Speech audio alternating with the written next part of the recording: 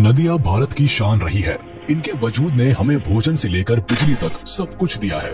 ऐसे कई संसाधन हैं जो हमें नदी से मिलते हैं, लेकिन क्या आपने कभी ऐसी नदी को देखा है जिसमें पानी के साथ सोना बहता है? जी हाँ दोस्तों, नदियों के देश भारत में एक अनोखी नदी ऐसी भी है जो पानी के साथ सोना बहा कर लाती है।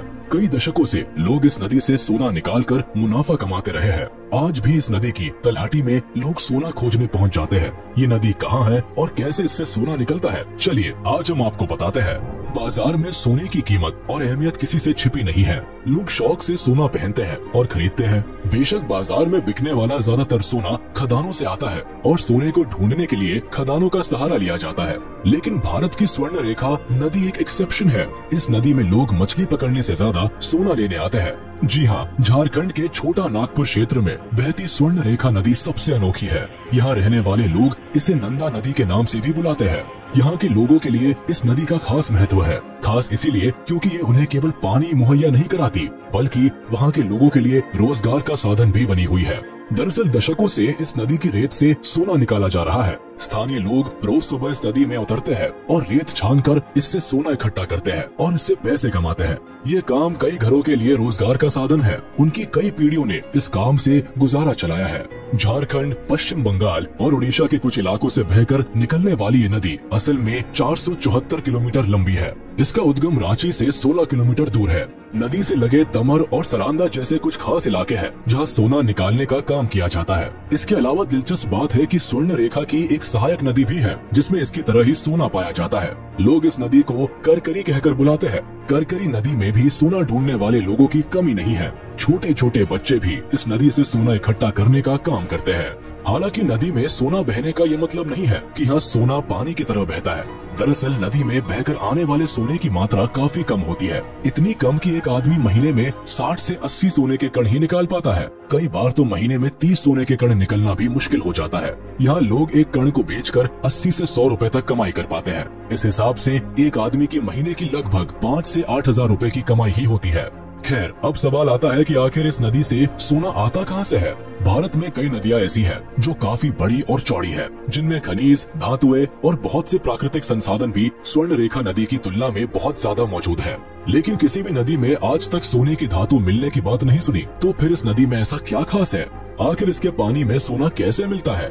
जियोलॉजिस्ट की माने तो ये सारा खेल लैंडस्केप का है। नदी से सोना मिलने का सीधा संबंध उसकी ज्योग्राफी से जुड़ा है। दरअसल ये नदी अपनी जर्नी में ऐसी कई चट्टानों से गुजरती है जिनमें सोने के कण मौजूद होते हैं। ऐसे में जब नदी चट्टानों से टकराती है तो फ्रिक्शन के चलते सोने के टुकड़े पानी में मिल जाते हैं और नदी में बहकर दूसरे इलाकों में पहुंच जाते हैं। इस बात के गवाह यहाँ के स्थानीय लोग हैं जो बताते हैं कि नदी के आसपास की चट्टानों और पत्थरों में मोरंग मिट्टी पाई जाती है। इस मिट्टी को जब पानी में घोलकर छाना जाता है तो उसमें भी सोने की मात्रा मौजूद होती है। इससे साफ है कि चट्टानों में सोने के कण मिले हुए हैं। इसी वजह से सदियों से स्वर्ण रेखा नदी में सोना खत्म नहीं हुआ है। खैर, कुछ लोग ये भी मानते हैं कि स्वर्ण नदी में सोने के कण करकरी नदी से आकर मिलते हैं, लेकिन इस बात का कोई वैज्ञानिक प्रमाण नहीं है।